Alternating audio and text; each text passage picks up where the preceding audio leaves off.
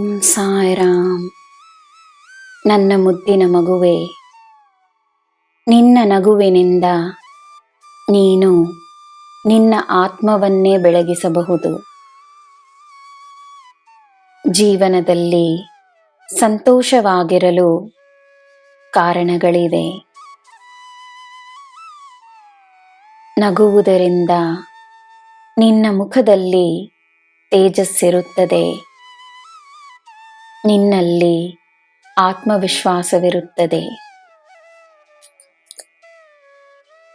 ನಿನ್ನ ಆತ್ಮವಿಶ್ವಾಸ ಒಂದೇ ಸಾಕು, ನೀನು ಈ ಪ್ರಪಂಚವನ್ನೇ ಗೆಲ್ಲಬಹುದು.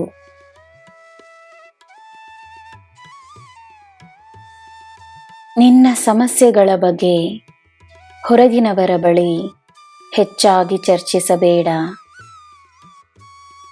ಸತ್ಯವೇನೆಂದರೆ, ನಿನ್ನ ಸಮಸ್ಯೆಯ ಪರಿಹಾರವನ್ನು ಅವರು ನೀಡುತ್ತಾರೋ ಇಲ್ಲವೋ, ಆದರೆ ನಿನ್ನ ಬಲಹೀನತೆಯನ್ನು ಅವರು ಅರಿತುಕೊಳ್ಳುತ್ತಾರೆ.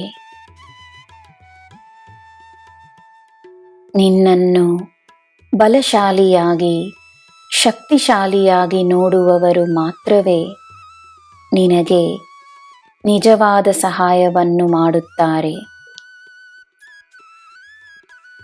ಸಹಾಯ ಕೇಳುವುದರಲ್ಲಿ ತಪ್ಪಿಲ್ಲ, ಬಲಹೀನತೆಯನ್ನು ತೋರಿಸುವುದು ತಪ್ಪಾಗುತ್ತದೆ.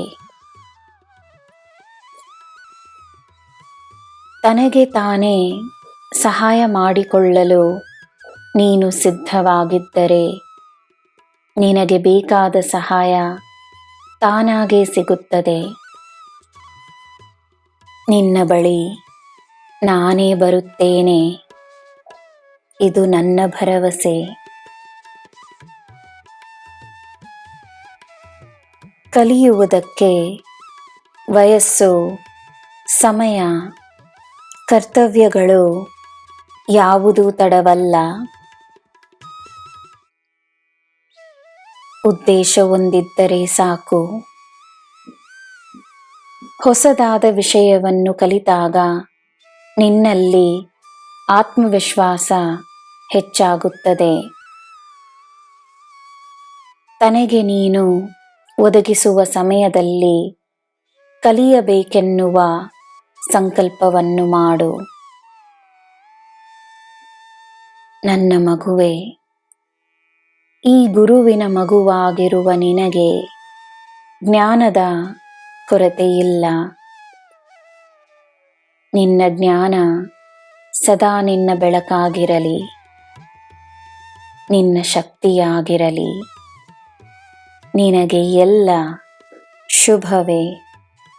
ಜೈ ಸಾಯಿರಾಮ್.